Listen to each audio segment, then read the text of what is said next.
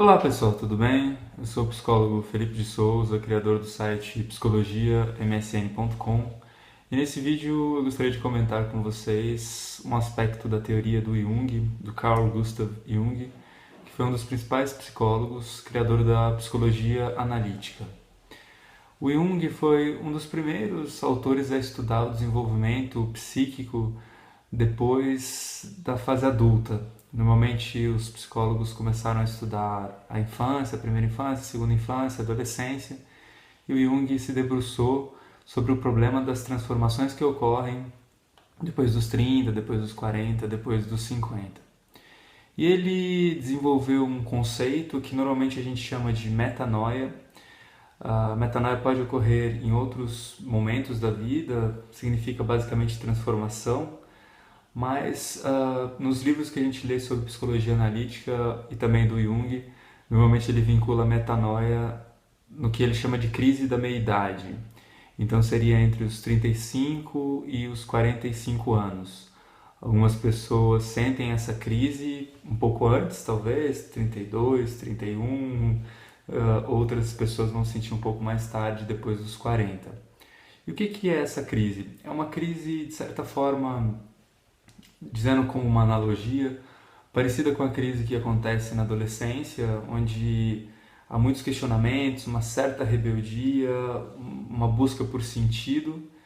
Só que, evidentemente, é diferente da adolescência porque a pessoa nessa idade já tem a sua experiência de vida, ela já viveu muitas coisas, talvez tenha encontrado uma carreira, trabalhado, talvez tenha tido filhos, constituído família, mas ela sente que ela realizou o que ela podia até ali e ao mesmo tempo ela se questiona o que ela vai realizar depois, né, nos próximos anos de sua vida.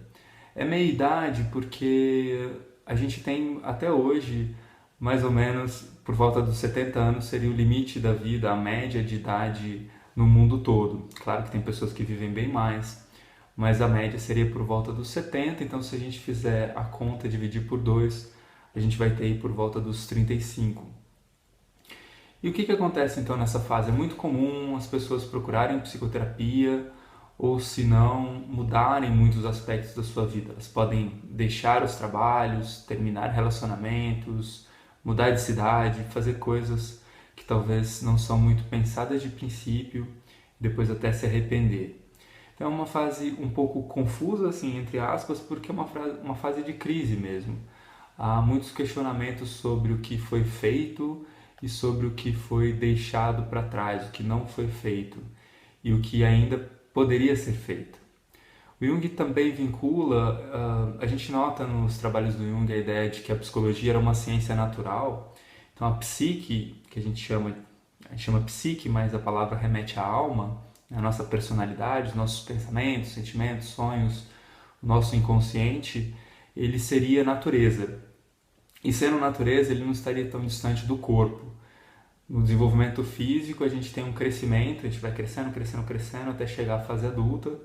E depois, nesse período entre os 35 e os 40, a gente já vai notando um declínio.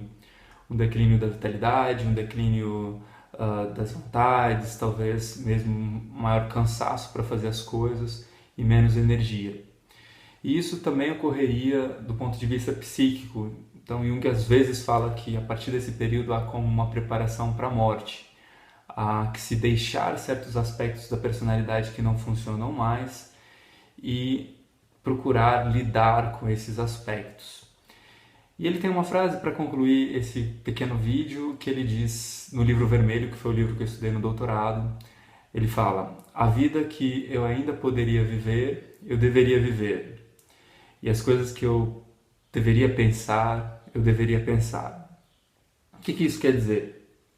Isso quer dizer que nessa fase é muito comum, nessa fase dos 35 aos 45 anos, com variações individuais para qual ano, qual momento que vai aparecer mais essa crise, uma necessidade de refletir sobre o que não foi feito, né? A vida que ainda não foi vivida.